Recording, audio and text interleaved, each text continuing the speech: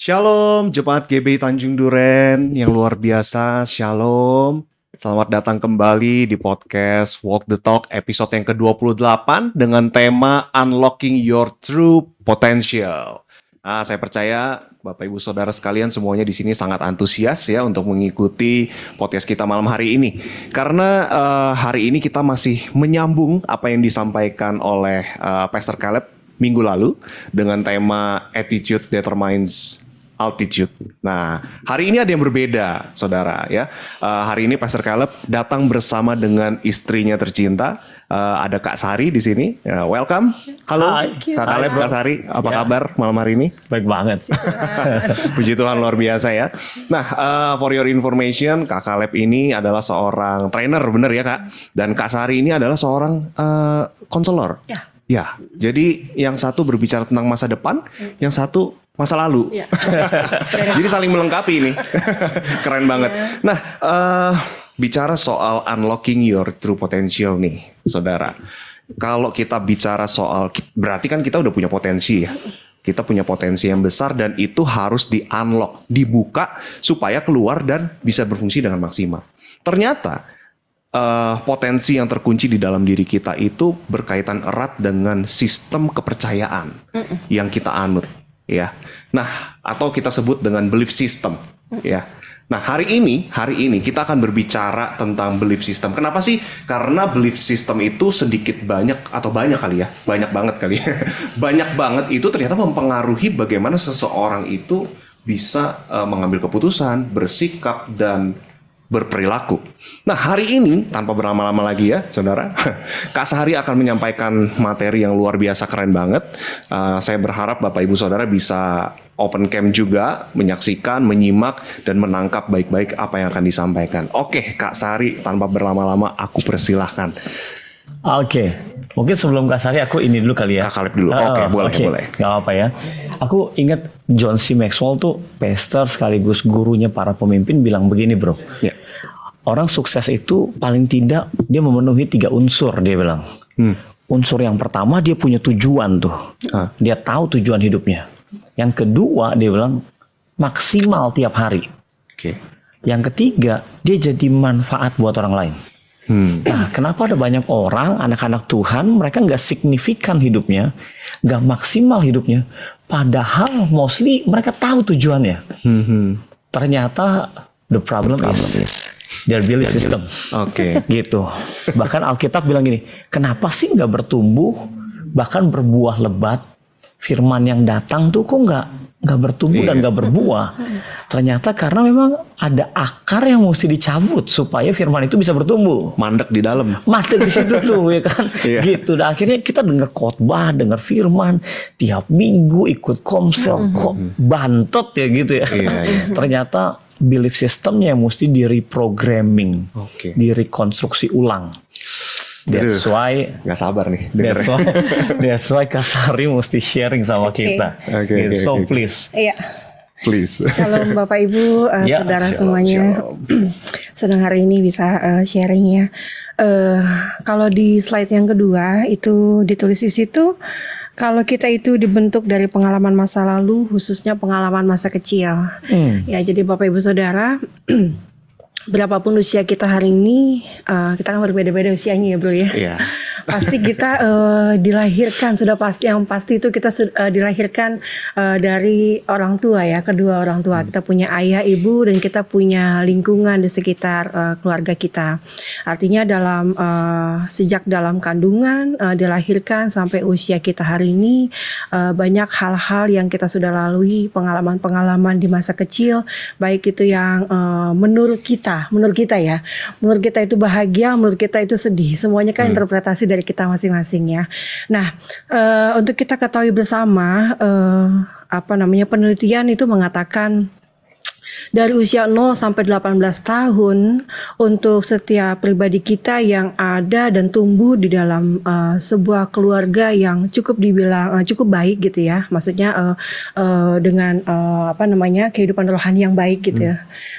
Itu saja seorang anak atau kita yang usia 0 sampai 18 tahun itu lebih kurang menerima sebanyak 148.000 kali kata-kata yang bukan negatif ya, tapi lebih kepada jangan, tidak boleh, apalagi gitu ya, jangan, tidak boleh, awas, hati-hati. Iya, awas, lebih kepada yang agak negatif gitu.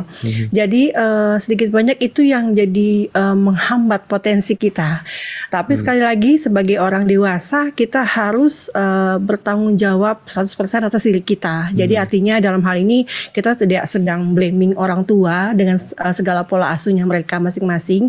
Kita juga lagi tidak blaming lingkungan kita di mana tempat kita bertumbuh, dan itu tidak boleh disesali dan tidak boleh disalahkan sama sekali. Ya ini hanya sebagai pengetahuan buat kita untuk bagaimana kita bisa lebih memaksimalkan potensi yang kita punya. Karena Tuhan sudah memberikan talenta kita pribadi, masing-masing pribadi itu Tuhan sudah kasih. Yes, betul. Ya kan? Pasti ada ya, nggak bisa dibilang aku nggak punya kemampuan atau skill apa-apa, aku nggak punya talenta. Setuju. No, Tuhan sudah berikan kita talenta masing-masing, ya kan? Karena kita dilahirkan bukan kebetulan. Ya, agree. Kalau orang suruh gambar kayak masa kecil ini, aku jadi inget itu tuh. Coba nih kalau ketanya ya sama bro ya, kalau kita suruh gambar sama bapak ibu saudara di rumah ya, dimanapun berada. Kalau misalnya saya bilang, ayo kita menggambar saat ini ya kan, atau kita ada di pikiran kita aja. Kalau saya katakan, ayo kita gambar pemandangan, pasti gambarnya apa? Coba kira-kira bro gambarnya apa? Udah ketebak nih. Apa tuh? 2 gunung. Dengan jalan dan pohon, jalan di tengah, rumah ya sawah kan? di kiri kanan, rumah kecil. Kenapa pertanyaannya? Kenapa gambarnya itu? Kenapa ya? Karena dari kecil kali ya, dari kecil lihat contoh yang mungkin di sekolah. Guru memberi contoh kayak gitu. Apakah kita menyalahkan guru kita di masa lalu kita itu nggak bisa ya kan?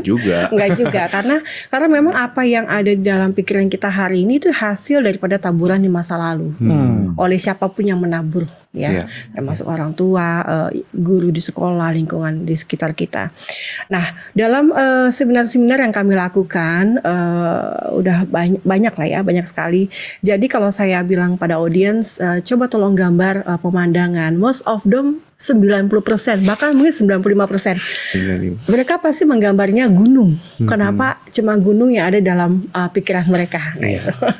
Kalau ada pemandangan laut ada juga. Ada juga. Iya. Nah ini maksudnya Anda dibentuk dari pengalaman masa lalu, khususnya pengalaman masa kecil, dan itu sangat penting sekali. Makanya ibu yang sedang hamil gitu kan, mesti jaga sekali apa yang masuk ke dalam panca inderanya dia, dan bayi yang di dalam perutnya pun mendengar gitu, dan dia sudah bisa record ya. Dan itu kelihatannya nanti setelah usianya di atas 12 tahun. Seperti itu. Agak ngeri ya. Iya nih, ternyata bahayanya bisa dibilang bahaya, bisa jangka panjang juga sih. Dari dulu masanya kita nih udah usia segini, ternyata itu dibentuk dari dulu gitu. Exactly. Terus kenapa ada orang tuh pura-pura kaget gitu ya? Kok anak gua gini sih, kok sudah gede gitu ya? Siapa yang tanam pertanyaannya? Iya. Contohnya Coach Syari, belief tuh kayak apa sih sekarang?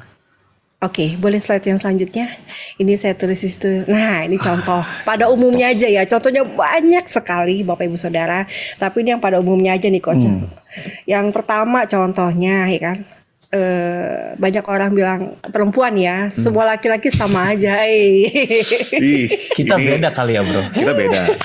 Nggak bisa nih. Ini bahaya ya. Artinya yang poin pertama ini kenapa seseorang bisa keluarkan statement seperti ini, bisa dipastikan ya. Dia punya pengalaman yang kurang baik mungkin dengan ayahnya, atau pengalaman yang kurang baik dengan laki-laki yang mungkin itu pacarnya kah atau pasangannya, pokoknya laki-laki gitu ya. Dan dia memukul rata kalau semua laki-laki itu sama saja.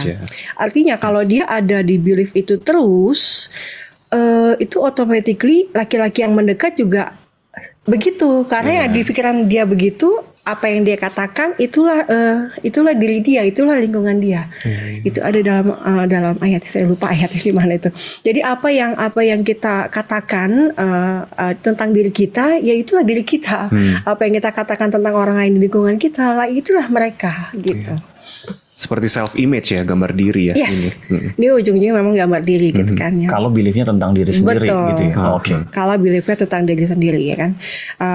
Tapi nanti ujung-ujungnya kita akan bahas itu sih ya. Yang kedua, saya memang orangnya begini. Ini. Ini kemarin kita sempat bahas nih, yang pragmatis, kolerik, gitu kan ya. Orang-orang yang mungkin udah pernah tahu ya kepribadiannya seperti ya. apa gitu ya, sehingga sulit berubah gitu kesannya. Dan mereka agree, setuju dijustifikasi bahwa mereka itu sanguin, kolerik gitu ya. Iya. Atau kalau saya contohnya saya intim dominan. Saya kalau dalam tekanan saya pasti dominannya saya muncul. Dan itu nggak bisa jadi belief saya. Dan setiap saya dalam tekanan saya harus marah, saya harus ngamuk, nggak begitu. Jadi saya kalau saya lihat, saya baca di firman, di dalam Alkitab firman Tuhan, saya baca pribadinya tentang Yesus ini, dia tuh punya empat-empatnya. Jadi tapi bisa menempatkan di situasi yang tepat. gitu. Kapan mesti kolerik? Yes. Oke. Kapan mesti bisa tegas, lembut dan tegas seperti itu. Kapan bisa intim gitu. Kapan bisa mentoleransi gitu ya, pragmatis seperti itu. Jadi kalau kita tes kayak gitu, terus kita dijustifikasi dengan 1-2 temperamen, kepribadian gitu ya. Di labeling kan akhirnya. Di labeling kan. Terus kita agree dengan itu, terus jadi belief system kita. Masalahnya itu yang keliru. Salahnya bukan di tesnya dong harusnya. Iya, tes itu kan membantu ya. Betul. Kita mengenali supaya kalau ada yang lemah kita naikin dewasakan, kan gitu. Dewasakan. Yang ketiga, aku bukan orang marketing. Aku bukan orang. Kenapa aku sebutkan ini di poin ketiga? Karena ini aku sendiri yang merasakan. Jadi dulu aku selalu menghindar, marketing kayaknya gimana gitu, jualan itu susah. Jadi yang ada di orang, apalagi di Indonesia ini job marketing itu istilahnya job buangan lah. Kalau udah nggak ada kerjaan apa-apa yang lain, tuh ujung-ujungnya jadi sales atau marketing. Image-nya kurang bagus gitu ya. Yes, gitu. Ya itulah contohnya. Yang keempat mungkin ini pengalaman juga ya. Kan saya bukan hamba Tuhan. Ini ya karena kita ini kan di kalangan gereja ya. Artinya adalah kita nggak bisa membatasi kalau hamba Tuhan itu image-nya pendeta, hamba Tuhan. Sementara para pelayan itu sebenarnya semuanya hamba Tuhan. Yes, kita pun semuanya ini hamba kita Tuhan. Kita supposed to be semuanya hamba Tuhan. Jadi hamba siapa? Hamba uang atau hamba siapa? Jadi saya kan bukan hamba Tuhan. Ini yang saya pernah dengar bahkan di lingkungan kami gitu ya. Saya kan bukan hamba Tuhan, yang hamba Tuhan aja tuh yang bisa mungkin lebih sabar ya kan. Kalau saya bukan, oke. Dan saya nggak mungkin against juga. Jadi artinya kalau memang profil yang menurut kebanyakan orang hamba Tuhan tuh humble ya kan, mereka rendah hati apa. Harusnya kalau semua orang dari kita sebagai anak Tuhan, kalau kita merasa kita hamba Tuhan, pasti kita akan punya personality yang sama gitu. Jadi nggak bisa lagi bilang kan saya bukan hamba Tuhan, saya nggak bisa kayak itu Pak Pendeta ini atau Ibu Pendeta, enggak.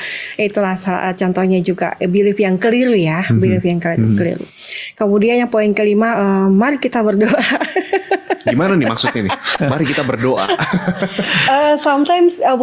Sering kali orang kalau berdoa itu banyak berkata-kata, ya kan? Mari kita berdoa langsung ngomong gitu. Bapak yang baik, terima kasih Tuhan Yesus. Nggak salah, tapi sometimes mari kita berdoa, kita diam, kita mendengarkan Tuhan yang bicara. Kalau kita ngomong terus, kita nggak mungkin bisa dengar Tuhan ngomong. Jadi maksudnya mari kita berdoa tuh, belief kita tuh doa tuh ngomong. Iya, betul.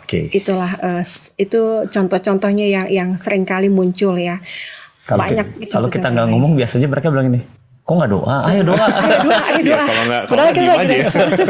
Padahal kita lagi doa juga sebenarnya. Betul. Anyway, tapi kalau kayak gitu 5 poin contoh, ini kan contoh ya. 5 poin kayak gini tuh bisa jadi excuse kita tuh buat berubah loh sebenarnya. Iya, betul. Kayak jadi alasan, aku kan begini, aku bukan orang marketing. Ya apalagi yang ini, mari kita berdoa nyerocos aja sama Tuhan gitu. Nomor 1 ini pernah saya ngomong sama suami saya. Di satu momen tertentu saya bilang sama dia, kamu kok mirip banget sama papaku. Ini tuh kayak seperti saya recall gudang yang ada di dalam pikiran saya. Kok sikapnya mirip sama papa. Berarti ada rasa yang tertinggal dengan pengalaman saya dengan papa saya. Nah itu yang harus didewasakan. Lebih kepada pendewasaan sih. Oke. Wah, seru banget ini.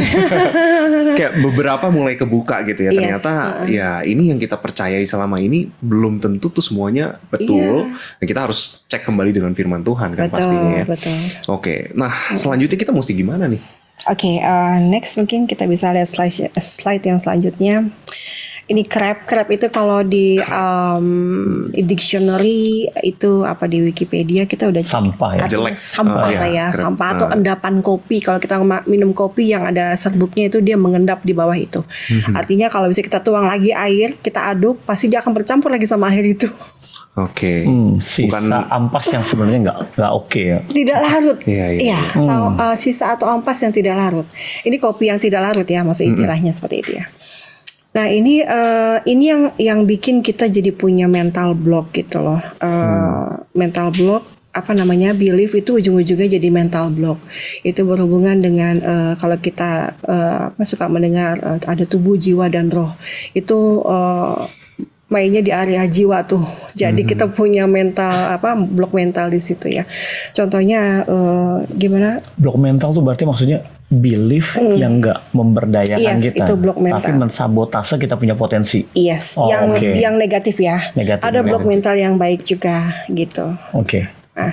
Nah ini yang bisa mempengaruhi belief system kita. Yang pertama itu yang bersifatnya kurang baik itu kritisisme ya. Sebenarnya kritik itu nggak semuanya jelek gitu. Seringkali sebenarnya kritik itu pasti mendatangkan kebaikan. Tinggal gimana kita menginterpretasikannya. Masalahnya nggak banyak orang ngerti cara kritik yang benar kan. Buat kita jadi sakit hati gitu. Kalau menurut saya sebagai konselor, kita nggak bisa menyalahkan setiap orang yang mengkritik kita. Mau penyampaiannya sambil marah-marah mau penyampaian sambil maki-maki atau penyampaian dengan sangat baik. Kalau belief system kita beres, itu fine-fine aja. Saya pernah dikritik sambil dimaki-maki, pernah. Saya pernah dikritik dengan yang baik-baik, pernah. Ya kembali lagi sama kita apakah kita pribadi yang terus merasa dirinya tertolak gitu. Jadi setiap terima kritikan pasti akan merasa gitu loh. Ini juga kebanyakan kita ya, kayak contoh orang Indonesia gitu ya. Kalau misalnya ada orang yang marah, abis marahan tuh biasanya bisa nggak ngomong atau apa, karena nggak biasa denger yang kayak gini sih sebenarnya sih. Betul. Mengendap. Iya itu tadi. Jadi belief system. Maksudnya dia apa ngomong gitu? Dia renung-renungin bukan firman Tuhan. Orang mah lihat isinya ya kan. Ini kira-kira nyampein apa gitu. Yes, betul. Kritisisme ya. Iya. Yang kedua rejection. Ya pasti dia di antara kita pasti pernah mengalami apa yang namanya penolakan. Mungkin dalam keluarga atau dalam masyarakat atau mungkin di gereja sendiri ya kan. Saya nggak dianggap kurang layak ya. Dianggap kurang layak misalnya. Ibu gembala kok gitu sih? Iya, siapa yang dibilang loh. Gak pantas tuh jadi ibu gembala. Gak apa-apa, saya rasa itu jadi evaluasi buat diri saya untuk saya bisa jadi lebih dewasa ya kan. Nah yang ketiga adalah adversity. Ini lebih kepada pengalaman sulit ya.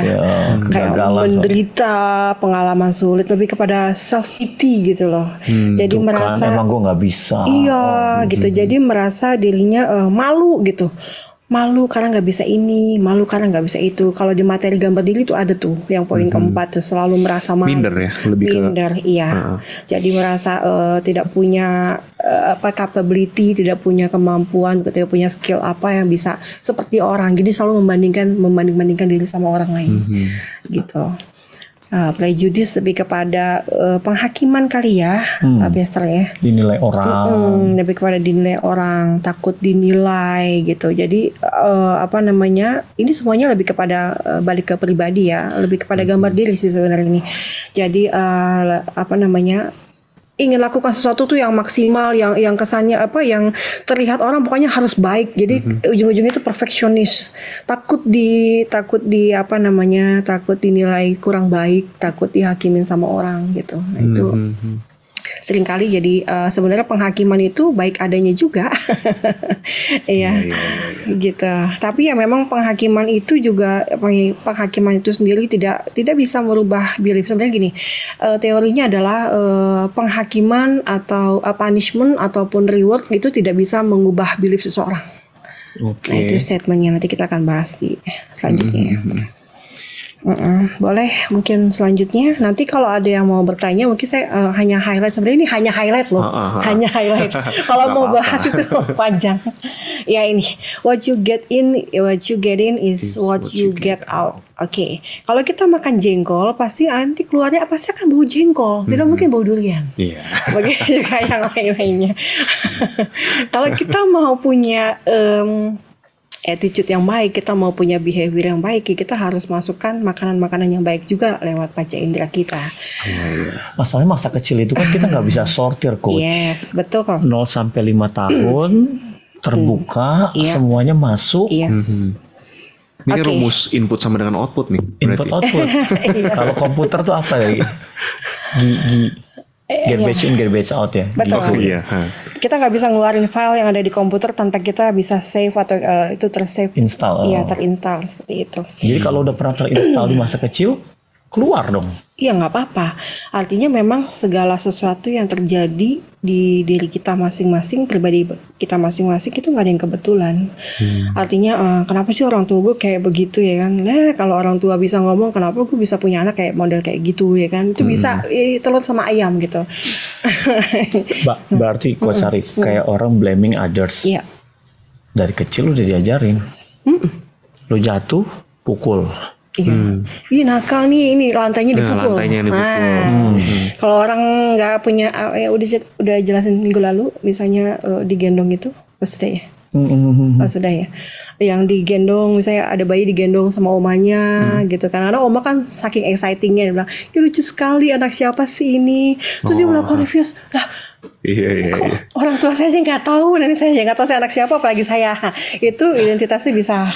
Anak siapa itu sih bahaya, gitu kan? Itu bahaya sekali. Oh, itu bahaya. Cari jati diri. Hati-hati yang baru punya anak ya. Itu hati-hati bahasa. Mau pegang, pukul. Jangan, pukul. jangan gitu. Jadi dia nggak punya inisiatif. Inisiatifnya lemah. Gitu. Jadi apa yang dia punya potensi apa aja pasti akan gagal, pasti akan runtuh. Takut pasti coba. Yes. Ya, gitu. Mungkin bisa next. Bahaya juga ya. Sangat bahaya. Pada kondisi sadar seperti kita sekarang lagi bercakap-cakap seperti ini, kita hanya pakai 12% dari pikiran kita, Bapak Ibu Saudara. Waduh. Hanya 12% dari pikiran kita. Nih. Yang 85% itu ada di pikiran bawah sadar. Iya. Jadi memang Tuhan sudah mendesain sempurna otak kita ini, sangat-sangat sempurna, sehingga kita bisa kita punya 1 triliun sel otak. Dan penelitian mengatakan kita hanya pakai 0,01% dari 1 triliun. Bisa dibilang manusia ini kita hampir tidak pakai otak. Itu berani jawab loh. Terlalu ini ya. Terlalu sarkas. Terlalu ekstrim. Nggak, artinya maksudnya gini, laba-laba yang cuma punya 8.000 sel otak aja dia bisa bangun rumahnya tuh miring gitu, kayak bagus ya, kayak gambarnya bagus gitu kan. Bagus banget. Nah, manusia pakai 0,01% dari otaknya itu bisa bangun gedung-gedung pencakar langit. Kita kalau di Jakarta ini, wah bagus sekali. Itu otaknya manusia gitu. Tuhan sudah kasih. Nah, itu ada di 88%. Kalau kita lagi duduk gini berarti ini subconscious dong. Ini conscious. Kalau tidur? Kalau tidur kita sudah, kalau mulai masuk ke frekuensi, kita bicara frekuensi ya, sudah masuk frekuensi alfa, udah mulai kriup-kriup tuh. Nah itu batas tuh. Oh itu yang air surface ya, permukaan itu. Ketika kita udah tidur sampai kita ke dalaman tertentu, lelapnya itu ada frekuensi lain, alfa, ada delta, ada theta. Itu kalau bahas itu terlalu panjang. Kalau nyetir gitu? Nyetir. Subconscious dong. Kalau sudah bisa. Kalau udah lancar. Contohnya gini, pasti di antara kita pernah dong belajar nyetir mobil ataupun bawa motor gitu kan. Awal mula kalau bawa mobil manual pasti injek kopling masuk gigi 1, terus kecepatan tertentu masuk gigi 2 dan lain sebagainya. Pasti kita akan men-setting tuh ya, sampai kita akhirnya bisa automatically tuh. Kita bisa sambil telepon, sambil tiba-tiba nyampe rumah aja. Gitu, gak usah mikir lagi masuk gigi 1. Atau kita mau buka pintu misalnya, kita nggak mungkin mikir buka pintu pakai tangan kiri apa tangan kanan ya, masuknya pakai kaki kiri apa kaki kiri, itu nggak mungkin lagi. Benar. Karena sudah otak kita canggih banget. Subconscious ya. Otak kita canggih banget. Makanya bayangkan kalau kita baca firman setiap hari. Itu pasti yang ngedrive pasti firman. Jadi betul, nanti jawabannya itu pasti ujung-ujungnya sana sih. Keren ya. Jadi bagaimana firman bisa ada di subconscious? Iya. Nah, masalahnya di subconscious kita ini isinya apa? Aku penasaran nih kalau orang bengong apa ya? Orang bengong tuh di alpha. Jadi orang bengong gitu kita shocking, dia kan kaget. Nah pada saat kita kaget itu, kalau kita masukkan hal yang negatif, masuk ke dalam otaknya. Dalam pikiran bawah sadarnya. Tapi kalau kita misalnya, makanya kenapa kalau di jalan ada orang ngagetin, itu kalau ini kan dalam hal coaching konseling, kita harus kagetin balik gitu. Hey gitu, kita harus kagetin balik. Kalau enggak dia bisa mempengaruhi kita untuk hal yang negatif, kita bisa ikut kemauannya mereka. Itu orang-orang bilang itu hipnotis lah. Hipnosis ya, ilmunya hipnosis. Orang melakukan itu hipnotis. Hati-hati ya guys yang suka bengong. Nah kalau suka bengong tiba-tiba kesurupan, itu bisa, ya memang begitu. Jadi kita ini kan tubuh nih, kalau kita kosong pikiran itu energi apa aja bisa masuk. Frekuensi yang sama dengan itu bisa masuk. Kalau orang yang nggak percaya Tuhan. Kalau orang yang nggak percaya Tuhan, makanya kita sebenarnya percaya Tuhan nggak boleh bengong-bengong lah. Kecuali kalau merenungkan firman Tuhan lah ya. Nah, consciousness ini 12% ini untuk kalau otak manusia yang umurnya di atas 12 tahun. Kalau yang di bawah ini dari dalam kandungan sampai usia 12 tahun. 0 sampai 5 ada nggak consciousnya? Belum. Mulai 12 tahun itu sudah mulai, makanya anak 12 tahun SMP udah mulai kelihatan rebelnya tuh. Nah, saya lihat anak saya nih, wah udah mulai terbentuk kesadaran penuhnya sudah mulai terbentuk. Jadi nggak langsung terima aja. Iya. Kalau anak kecil kan apa aja dia terima kan. Nanti kita akan bahas selanjutnya. Oke, siap. Nah ini menarik. Surface ini kalau dalam istilah konseling ini ya, psikologi namanya corpus callosum. Jadi ini ibaratnya di otak kita nih ada benang, lapisan benang. Kalau kita orang dewasa itu bisa dibilang lapisan benangnya itu tebal. Nah kalau anak kecil itu nggak ada. Jadi anak kecil itu ibaratnya kertas putih, apa yang ditulis di situ jadilah dia seperti itu. Apa yang dikatakan di situ oleh orang tuanya, oleh orang-orang sekitar, oleh babysitternya, itulah dia nanti akan jadinya. Gak ada filternya. Gak ada filter. Nah kalau kita kan ada filter dong. Kita ada filter. Artinya misalnya ini lantai berapa bro? 2 ya? Lantai 2 atau lantai 2? Mau gak aku suruh bro loncat nih, buka pintu, buka jendela, loncat. Mau gak? Kenapa gak mau? Karena kita sudah ada filter, kita tahu kalau loncat kita bisa luka atau bisa terjadi sesuatu. Kalau anak kecil loncat, dengan senang hati dia loncat tanpa memikirkan bahaya. Nggak disuruh aja dia loncat. Iya, gitu, nggak tahu bahaya. Iya, mungkin next boleh. Nah ini di pikiran sadar kita, saya suka menyebutnya conscious mind. Segala informasi yang masuk itu pasti kita identifikasi. Contohnya nih, saya lagi bicara pada gini, mungkin audiens yang ada di pikirannya, siapa sih ini orang, ya kan?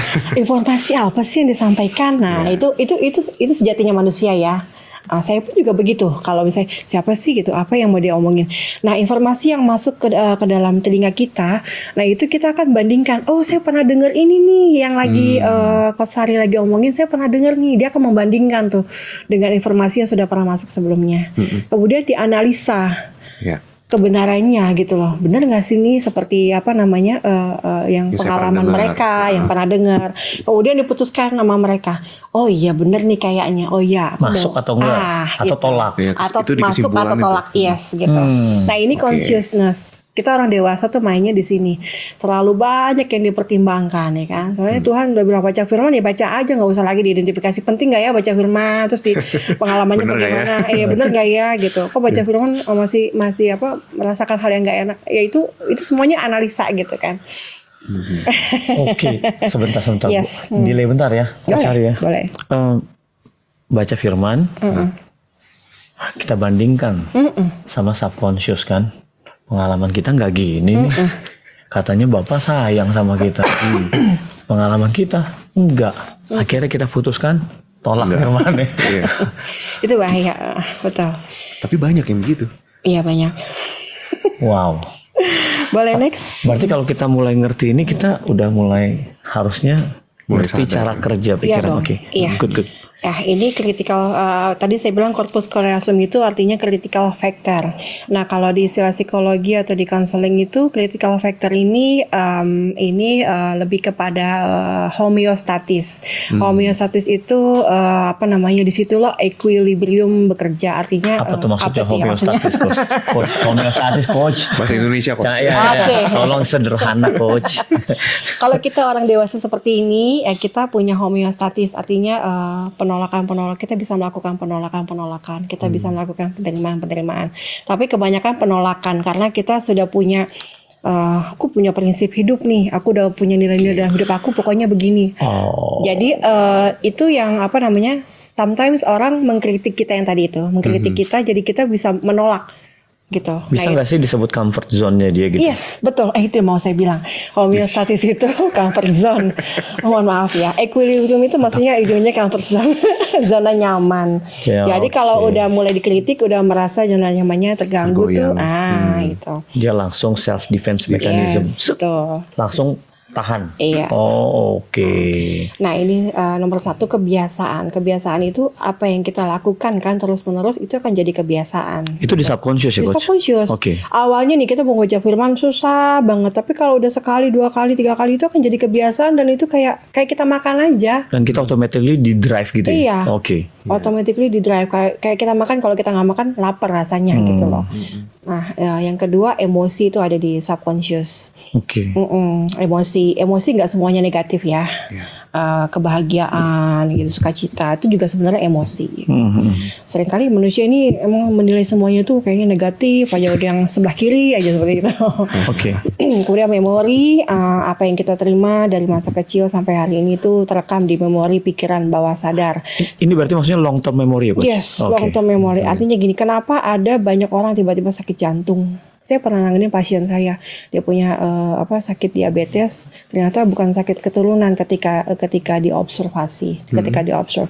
Ternyata dia punya punya rasa bersalah pada diri sendiri, nah gitu. Nah itu yang jadi menimbulkan penyakit fisik bahaya loh. Yeah. Makanya nggak boleh stres, nggak boleh nyimpan dendam, tidak boleh hal yang negatif kita simpan-simpan. Yeah. Ya. Yeah. Kemudian intuisi. Nah kalau di intuisi ini lebih kepada spirit ya. Kalau jatuhnya, jadi kalau di tubuh, jiwa dan roh itu intuisi itu ada di spirit, di ruh itu, di roh. Iya, bekerjanya di situ. Nah jadi lebih peka. Misalnya kalau saya baca firman, jadi kan kita lebih katanya orang banyak bilangan mendengar suara Tuhan itu intuisi. Nah seperti itu tuh. Kepekaan, lebih kepada kepekaan, bukan pikiran ya, beda ya. Kalau pikiran berarti kan itu menurut saya, tapi ini intuisi. Kreativitas juga ada di subconsciousness. Bahkan ada orang yang dilahirkan dengan kreativitas tertentu, misalnya para pemusik ya kan, itu yang otak kanan. Persepsi juga bermain di situ ya kan, penilaian termasuk dalam persepsi. Kemudian nilai dan value dan belief ya. Value dan belief. Berarti belief system di subconscious. Yes. Di subconscious. Porsinya gede nih, makanya susah 88%. Belief system ada di subconscious, kita di drive tiap hari sama subconscious. Yes. Kalau negatif berarti hancur dong. Hancur. Susah nih. Sekarang pertanyaan saya, kita ngitung nggak setiap hari kita berkedip mata berapa kali? Enggak sih. Atau kita rasain detak jantung kita berapa kali ya satu hari ya? Enggak juga. Itu hal yang maksudnya kita lakukan atau sudah automatically itu memang itu sebenarnya itu ranahnya di unconscious, beda lagi. Jadi ada conscious, ada subconscious, ada unconscious. Nah seperti detak jantung, kedipan mata itu masuknya unconsciousness. Iya, itu beda lagi, pembahasannya akan berbeda lagi. Nah, jangan terlalu jauh lah ya. Alarm bunyi, kita lihat, matiin. Itu subconscious. Betul. Ada orang marahin kita hajar balik subconscious ya. Iya. Makanya ini sebenarnya nanti di belakang deh ya. Itu lebih kepada tekniknya.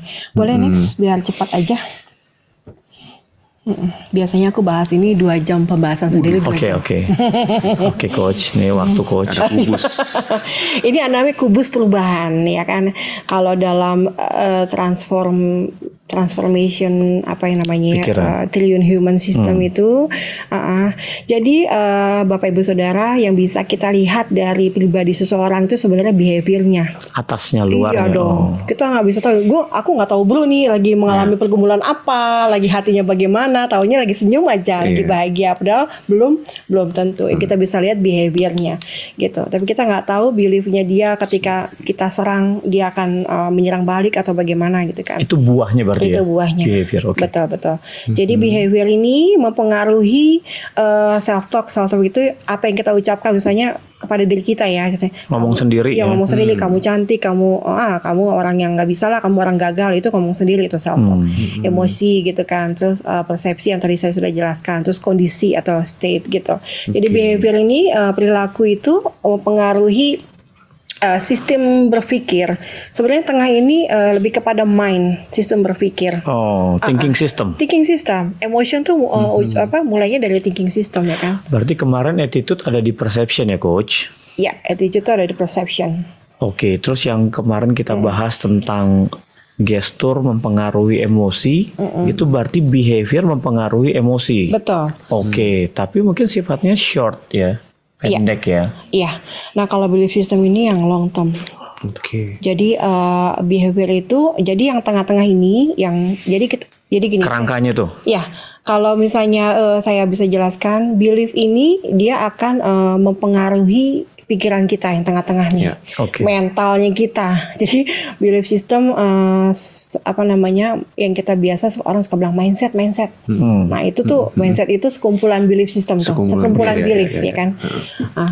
Itu mempengaruhi yang di tengah ini. Emosi, dia ngomong sendiri, kontennya apa, cara berpikirnya dia, persepsinya. Dan itu akan mempengaruhi behaviornya, perilakunya. Jadi nggak ujuk-ujuk dari belief system langsung ke perilaku. Munculnya lewat emosi dulu. Bisa nggak sih kalau kita bilang belief itu akarnya, terus yang pilarnya itu ranting-rantingnya. Iya, batangnya. Buahnya tuh. Behavior buah. Kita buah cuma sama bisa daunnya. lihat buahnya aja, lihat yang tampaknya aja ya kan, behavior. Nah, yang tengah itu mempengaruhi behavior, dia mempengaruhi ke belief juga. Artinya apa yang kita masukkan ke dalam otak kita, apakah itu mungkin firman Tuhan. Kalau firman Tuhan yang masuk, itu pasti akan merubah emosi kita, pasti akan merubah apa yang kita katakan tentang diri kita, kondisi kita, dan perception itu lebih kepada omongan orang gitu ya. Dan itu nanti akan mempengaruhi ke belief. Jadi belief kita diperbaharui gitu. Jadi kita nggak lebih kepada apapun yang terjadi dalam kehidupan masa lalu kita, apa yang sudah terlanjur ditanam, itu nggak boleh dipersalahkan. Itu hukumnya pastinya. Yang kemudian yang pentingnya itu ke depannya gitu, bagaimana mendewasakan apa yang sudah keburu tertanam yang kurang baik.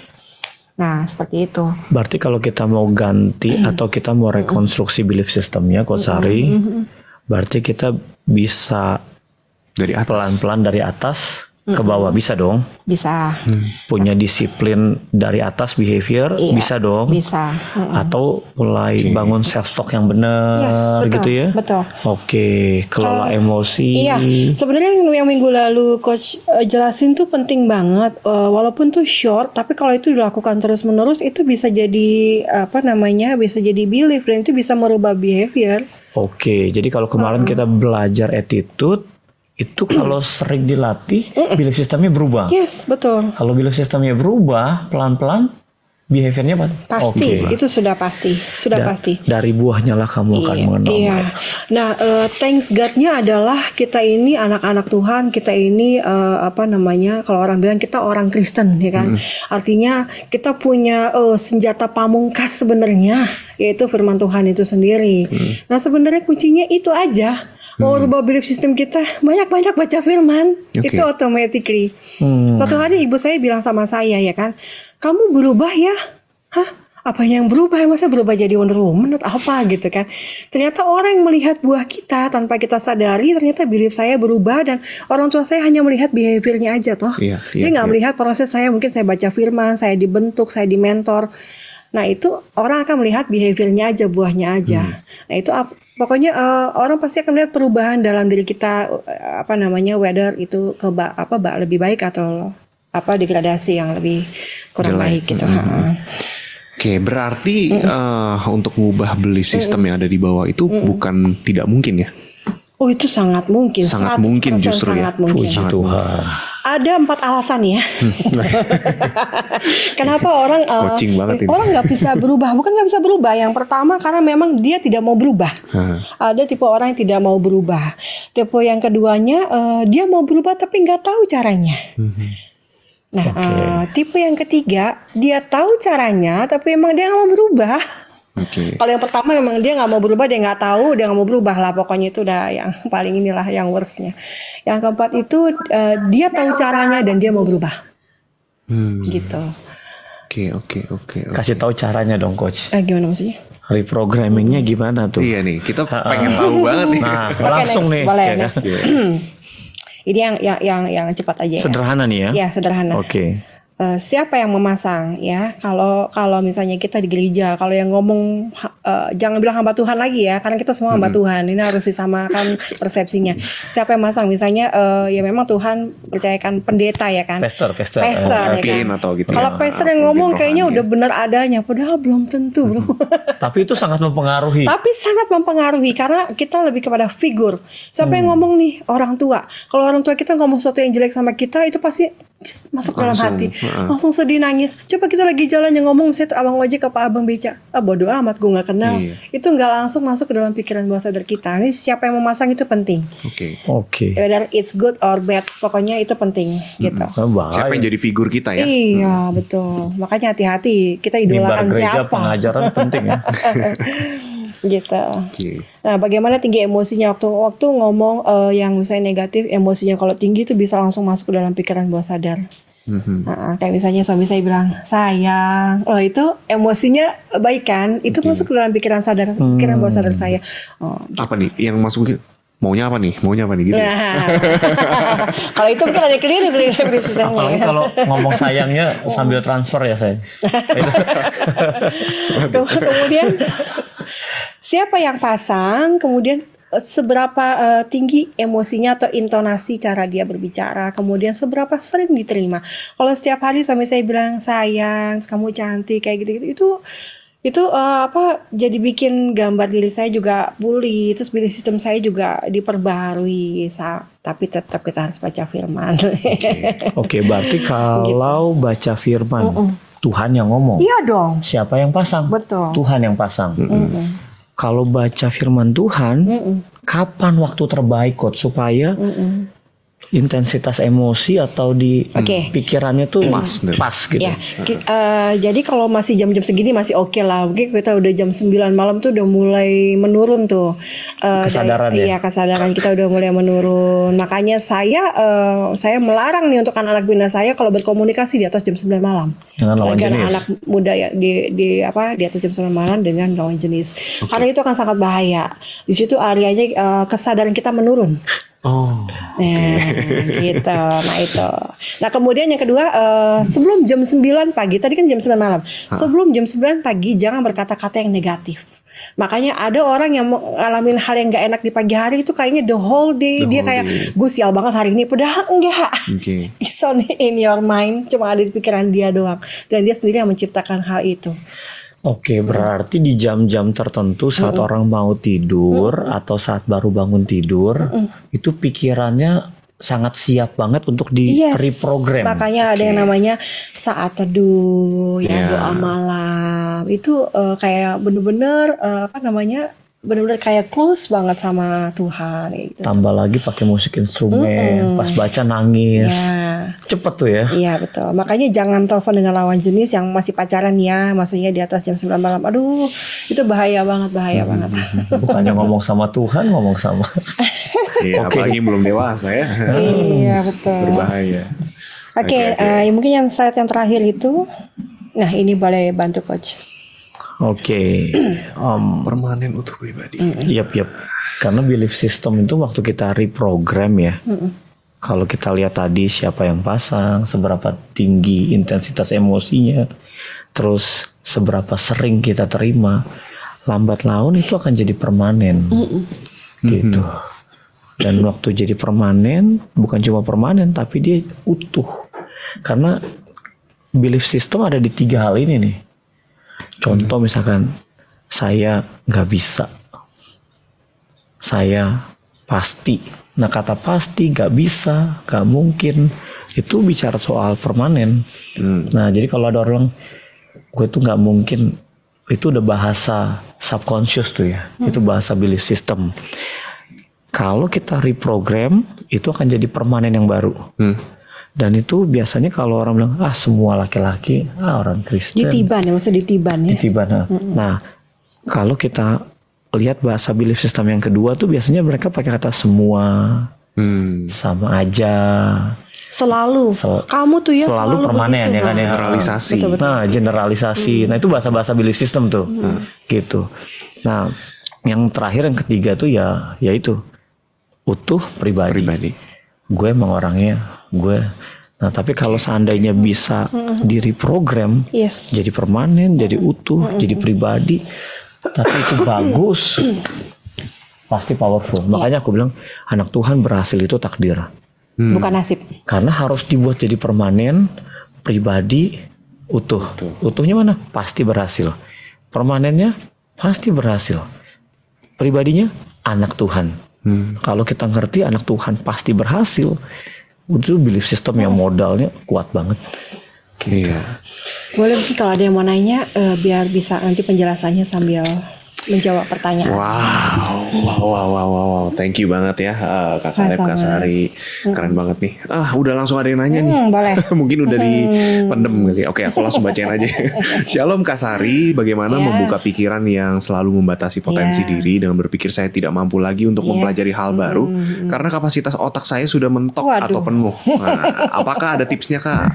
Oke, ini bukan pertanyaan pertama yang saya temui. Ini sudah mungkin ke berapa ratus atau berapa ribu kali pertanyaan ini. Tapi nggak apa-apa, saya jawab ya.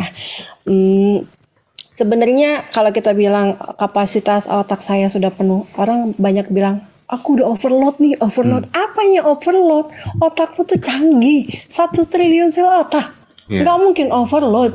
Sampai mati itu nggak mungkin overload gitu loh. Hanya mungkin berkurang, maksudnya kalau bertambah waktu. Makanya orang yang sudah mulai dewasa, mulai sudah lanjut usia itu tetap harus kasih kegiatan, berpikir apa segala macam supaya tetap bekerja otaknya, dan itu nggak mungkin overload gitu. Jadi mungkin ya ini mental block atau jadi belief yang harus didewasakan gitu. Nah, apakah ada tipsnya? Jadi gini. Ibaratnya nih ya, kita mau buka satu peti emas gitu ya, tapi kita nggak tahu kuncinya yang mana gitu loh. Ada begitu banyak kunci, kita temuin kunci ada 10 anak kunci, kayaknya ini 10 ini nih, ternyata di setiap 10 kunci itu ada anak kunci masing-masing 100. Jadi ada berapa tuh kunci? Terus pertanyaannya, kita mau coba satu-satu buka peti itu sama kunci itu. Kalau kita tahu master key-nya, artinya kita tahu apa yang kita harus lakukan, yang apa istilahnya bisa membuka mental block kita, yang menghambat potensi kita tahu master key-nya, yaitu kita pakai master key-nya aja, nggak perlu lagi nyoba-nyobain yang lain seperti itu. Iya, ada tambahan. Ya kalau dari sisi coaching ya, kan sisi konseling dia akan cari apa kan, kenapanya. Nah kalau dari sisi coaching, saya akan tanyanya ke depan gitu. Emang udah coba hal baru apa aja? Emang beda ya. Kalau dia carinya kenapa kan? Kalau aku how-nya gitu, bagaimana? Emang udah pernah cari berapa banyak? 3 sih, baru 3. Ada ribuan hal baru yang kamu bisa coba kan gitu kan. Memang waktu kamu coba nggak berhasilnya seperti apa? Emang overloadnya di mana? Sudah coba cara yang lain. Jadi memang setelah kita tanya, terus dia mulai tanya sama subconsciousnya. Iya benar ya. Waktu kita tanya, kita pertanyakan, dia tanya sama subconsciousnya. Baru dia sadar ternyata, oh iya subconscious yang ini ternyata nggak bener gitu, dan dia belajar untuk lepasin. Jadi dengan mempertanyakan apa yang kita percayai itu bisa menggoyangkan dia punya kaki-kaki belief system, dan itu jadi goyah gitu. Tanya aja, pertanyakan, dan akhirnya jadi goyah. Waktu goyah kasih belief system yang baru, masukin yang baru. Terima kasih ya, tadi sudah tanya pertanyaannya bagus loh itu. Terima kasih. Aku ada pertanyaan nih sedikit. Mungkin sebelum, sorry ya yang nanya ya, sorry. Aku punya sedikit pertanyaan. Banyak orang punya anggapan gini, semakin tua usia, semakin susah ngubah belief system. Itu bener atau enggak, dan ya gimana caranya untuk itu? Yang tadi saya bilang kan yang boleh dimunculkan tadi, Bro. Apa hubungannya nih sama tua nih? Ada gitu. ada gunung es, itu gunung es itu. Nah, semakin tambah usia, memang semakin tebal itu corpus callosum kita. Oh, yang critical factor. Benangnya itu semakin tebal homeostatisnya. Jadi kalau kita ngomong sama orang tua juga, udah tahu, pengalaman gue lebih banyak. Ya banyak yang jadi ujung-ujungnya nggak kurang bijaksana. Termasuk gitu. kalau yang ngomong Firman nih. Akarnya tuh udah kuat banget ya? Iya, akarnya sudah kuat. Tapi bisa nggak bisa ditiban, bisa. Lewat konseling tuh bisa, pasti bisa. Iya. Gitu. Tapi pertanyaannya bagus. Termasuk Firman yang masuk. Buat aku Firman selalu punya kuasa untuk mengubah hidup orang ya. Iya, aku setuju. Setuju. Lepas dari seberapa tua. Ya kan, karena itu ranahnya udah lebih daripada sekedar pikiran ya.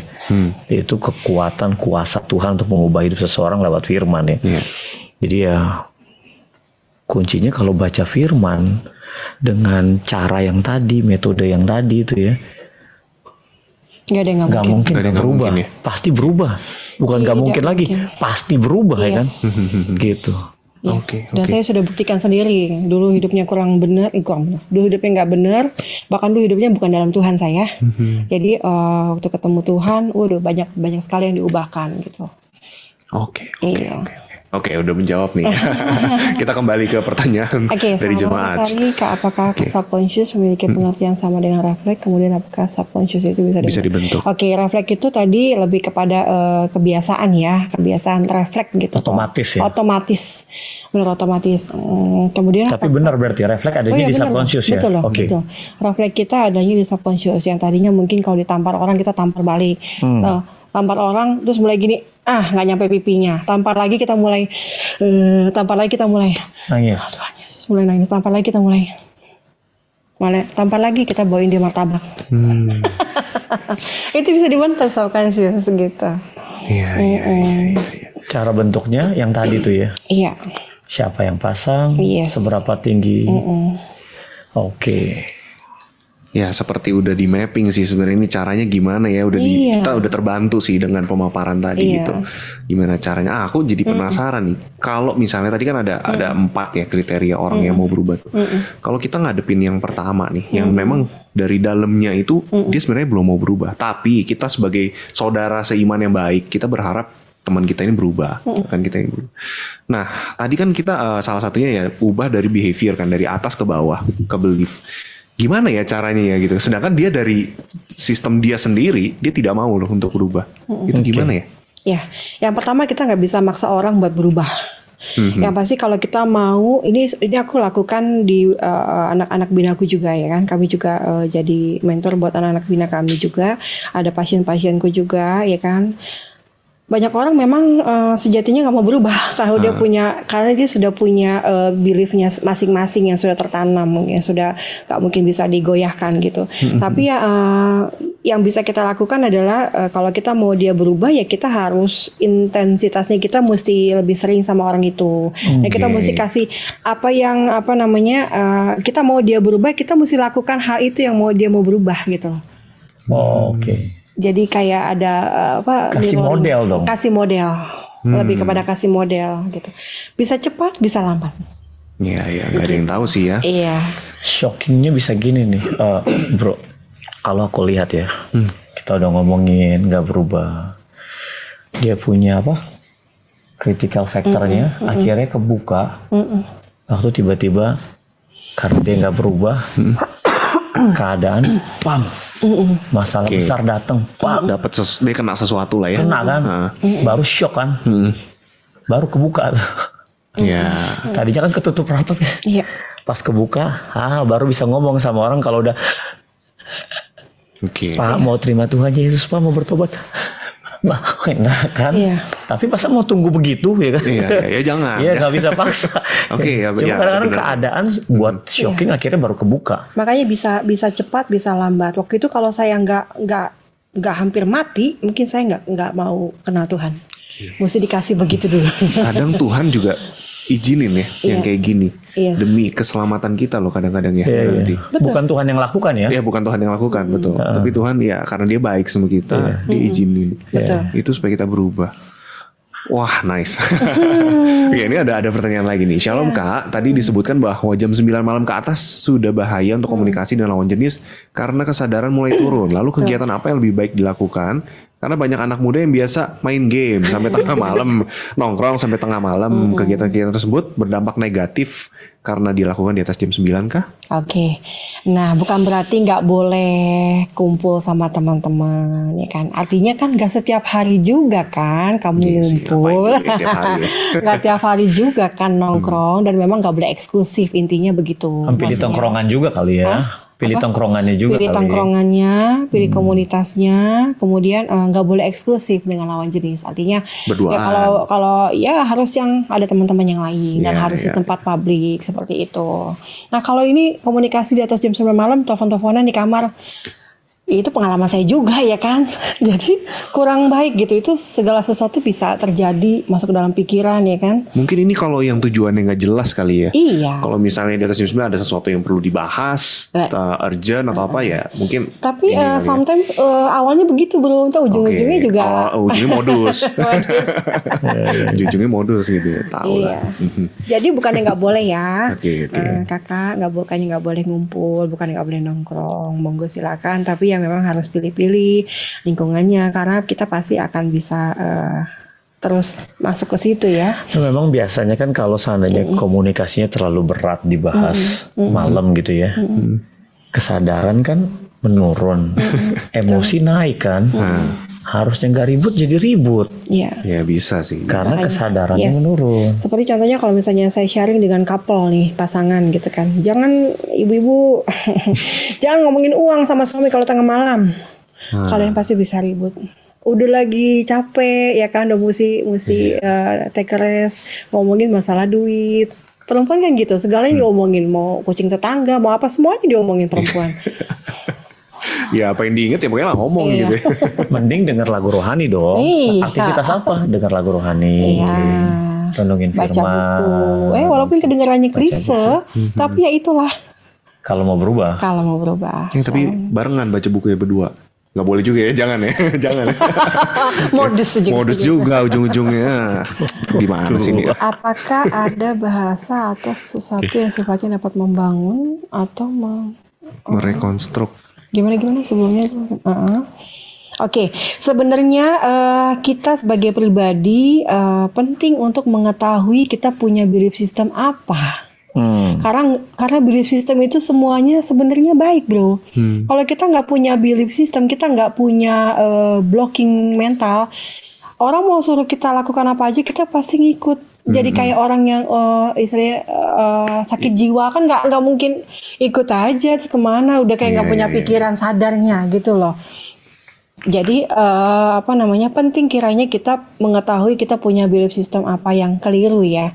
Tapi jangan sampai kita mencari-cari, aku punya belief system yang keliru apa ya, sehingga tadinya dia mungkin nggak punya belief system yang keliru, akhirnya punya yang keliru. Saking dia mencari-cari, saya punya belief system yang negatif apa. Kalau sekiranya nggak ada ya udah nggak usah. Oke. Ini aku baca pertanyaannya. Ada nggak sih kata-kata? Iya maksudnya itu kata-kata bahasa, kata-kata yang untuk rekonstruk kita punya belief system yang nggak memberdayakan gitu. Saya pasti bisa. Self talk itu tadi tuh. Jadi ada terapi itu namanya soliloquy. Soliloquy itu kita sambil bercermin ngomong sama diri kita sendiri, self talk. Dan setiap pagi tuh suka begitu tuh, anak-anak suami saya lagi ngomong apa ya pagi ini. Emang Caleb itu orang yang paling ganteng sedunia. Karena saya gitu. Padahal itu bagus tuh buat dia tuh. Okay. Buat tapi dia. orang yang mendengar nggak boleh mengkomen. Jangan dikomenin kebiasaan kita nih. Iya, nanti nggak akan. Ih gue cakep kan nih, gue keren nih. Iya keren, harus begitu gitu.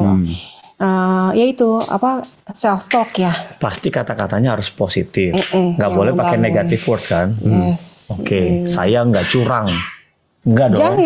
Jangan. Jadi pikiran kita itu nggak kenal kata-kata negatif. Bawah sadar kita itu nggak tahu kata enggak tuh nggak. Enggak, jangan kita bilang jangan pegang setrum sama anak kecil. Dia pegang. Oke. Jadi pegang strum gitu. Enggak juga. Jangan. Kita kasih tahu ini saya setrum. main yang ini gitu ya. Iya benar. Dialihkan. Gitu. Oke. Iya. Jadi kata-kata apa? Saya anak Tuhan. Tuhan buat saya berhasil. Banyak firman Tuhan yang kita bisa ucapin. Sama aja kayak saya bilang, jangan pernah bilang sama suami kamu jangan selingkuh ya. Selingkuh lah nanti dia. Jangan pernah bilang jangan selingkuh. Ya, di otaknya kan kebayangnya selingkuh jadinya. Karena otak kita ini cerdas. Dia akan menangkap yang kita nggak sadar tuh, dia akan menangkap kata-kata tertentu ya, baik itu bisa mengkonstruk, bisa yang baik ke arah yang lebih baik, bisa kayak yang nggak baik gitu. Iya. Tapi kalau misalkan self talk gitu doang gitu ya, maksudnya gini, kalau self talk yang kita perkatakan sama diri kita itu adalah firman, itu kan powerful. Itu lebih bagus lagi. Tapi kalau cuma self talk yang ya kamu baik, itu umum banget ya sih. Kalau misalnya kamu serupa dan segambar dengan Allah, itu keren banget. Wah, jadi punya semangat gitu. Oke, ini ada. Belum ada pertanyaan lagi ya. Oke. Ada ternyata. Ini peminatnya banyak sekali malam ini. Aku bacain ya. Shalom Kak. Izin bertanya, kira-kira apakah ada obat yang spesifik untuk kita bisa melangkah dari comfort zone? Ini nanya obat nih. Apakah purpose jadi salah satu obat yang kuat untuk kita bisa keluar dari comfort zone? Purpose. Tujuan. Ya. Apakah tujuan jadi salah satu obat yang kuat? Oke. Ya benar, jadi kembali lagi seperti pembahasan yang tadi, kita jangan fokus sama masa lalu. Karena aku selalu ngomongnya masa lalu ya, past life gitu ya. Jangan fokus sama apa yang terjadi di masa lalu, karena tidak ada satupun yang bisa di-delete dari masa lalu. Yang bisa yang bisa didewasakan, mungkin perasaan sakit, misalnya sakit hati, mesti diminimalisir. Meaningnya, interpretasinya terhadap Betul. Jadi jangan fokus sama yang sudah, atau misalnya perasaan yang tertinggal gitu kan. Tapi fokusnya sama yang di depan. Kita mau tujuan kita mau apa untuk mencapai garis finish itu? Apa yang mau kita ubahkan? Tadi keluar apa tadi? Tadi pertanyaannya. Obat untuk keluar dari comfort zone. Purpose itu bisa salah satu yang nge-drive kita untuk keluar dari comfort zone.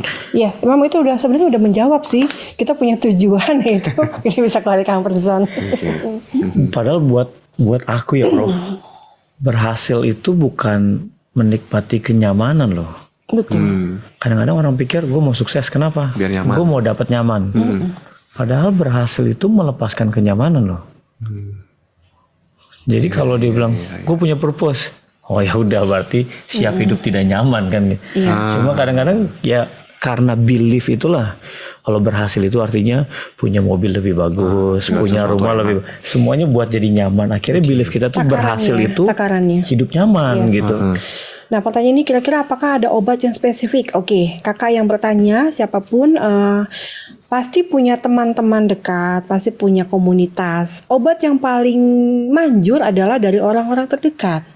Mungkin bisa ngomong sama orang tua, tolong kasih saya masukan, tolong kasih saya kritik. Gak enak sih, obatnya pahit sih. Obatnya apa rasanya gitu, tapi itu adalah obat yang manjur untuk kita bisa keluar dari comfort zone. Pasti kan kamu harusnya gini-gini, kan gak go banget. Nah itu udah mulai mengganggu comfort zone gitu. Tapi homeostatisnya terganggu. Iya. Kalau bilang apakah ada obat yang spesifik, melatih homeostatis kita itu tadi, equilibrium itu. Buka diri untuk terima. Bahkan kalau nggak ada yang kritik, ya ngomong aja, tolong kamu kritik aku dong, aku pengen ini nih, tolong kritik yang membangun buat aku. Nah itu yang dia terima itu nanti akan mengganggu comfort zone-nya dia. Tapi kalau itu baik adanya, itu dahsyat. Jadi jangan pilih apa yang cocok ya, tapi apa yang membangun. Iya, even tuh pahit ya kan, maksudnya kok kritiknya pedes banget gitu. Ini ujung-ujungnya bisa ke pemuritan ini. Ya emang itu ujungnya kan, counseling itu kan jadi ujungnya. Udah lengkap lah, udah nyerah deh kita kalau coach udah nyerah kalau udah pemuritan. Oke, itu udah terjawab ya. Siapapun yang bertanya, thank you banget. Iya, Oke, ini ada lagi pertanyaan. Last question belum? Ya. Oh, banyak nih yang bertanya. Kita sampai 12 malam juga nggak apa-apa sih kalau kita. Lanjut. Bagaimana cara menghindar dari bahaya kita melakukan self-talk? Oke, kita bacain aja deh ya biar yang lain juga denger nih. Bagaimana menghindar dari bahaya kita melakukan self-talk nih untuk memanipulasi diri. Karena bahaya self-talk salah satunya kita bisa memanipulasi diri. Kata-kata apa yang dimaksudkan yang memanipulasi itu apa contohnya? Saya pengen tahu. Kalau bisa jawab lagi. Mungkin maksudnya gini, kita sakit. Terus kita bilang saya sehat. Sebenarnya kita mesti mengakui bahwa kita sakit. Kita nggak boleh bilang kita sehat, gitu kan? Ya. Mungkin walaupun saya masih dalam keadaan kurang sehat, tapi saya bisa melakukan ini. Saya tetap bisa baca firman. Saya tetap bisa gitu. Jadi memang kalau di coaching ya coach ya, struktur kalimat, struktur kata itu penting. Betul. Karena di semantic communication itu saya sakit. Oh ganti, saya perlu istirahat. Kita nggak deny bahwa kita sakit. Oke. Jadi kita nggak manipulasi, tapi dengan bilang saya perlu istirahat, itu kita nggak klaim kita sakit. Saya perlu dikonseling, saya butuh ditolong. Gitu. Daripada kita bilang saya orang berdosa, lebih baik saya perlu bertobat, ya kan? Gitu kan? Ya kuncinya kita jangan mendinai reality yang kita alamin ya sebenarnya. Iya. Makanya mesti spesifik dan apa yang mau dituju dari self-talknya. Bukan berarti kita cuma main bantai sakit, kita bilang kita sehat. Kita orang berdosa terus kita bilang gue orang bener. Ya enggak gitu juga ya kan. Jadi manipulasi ini kan sebenarnya banyak ya. Banyak kriterianya lah sebenarnya. Jadi kalau misalnya dia merasa dirinya jelek. Tapi pas ngaca bilang kamu cantik, kayaknya itu manipulasi. Oh no, ya kan. Udah paling cocok lah dia itu punya wajah seperti itu yang Tuhan kasih gitu loh. Makanya mesti pulih. Itu lebih. Iya. Gimana kalau misalnya nih orang yang self talk ini dia nggak mengenali dirinya sendiri dengan baik, terus ya karena dia pengen punya image yang baik ya dia lakukan self talk terhadap dirinya sendiri. Iya. Memang kita mesti sadar kalau Johari Window bilang ada blind spot tuh. Yes. Yang kita nggak tahu tapi orang tahu.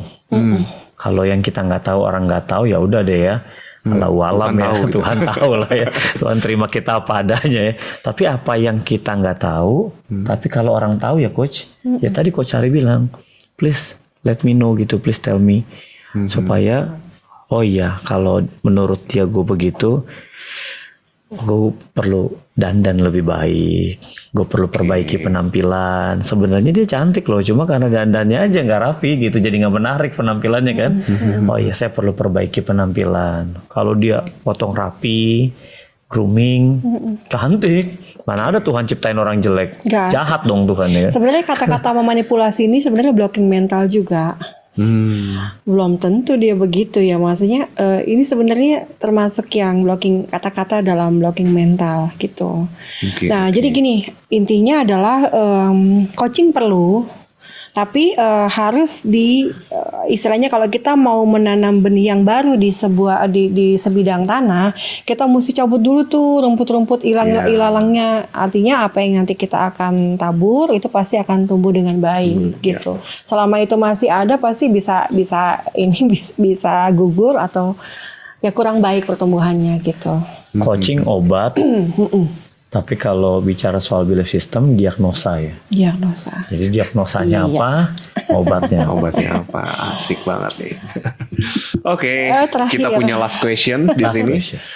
Malam Kak, izin bertanya, apakah potensi yang kita miliki bisa dikatakan sebagai visi kita juga?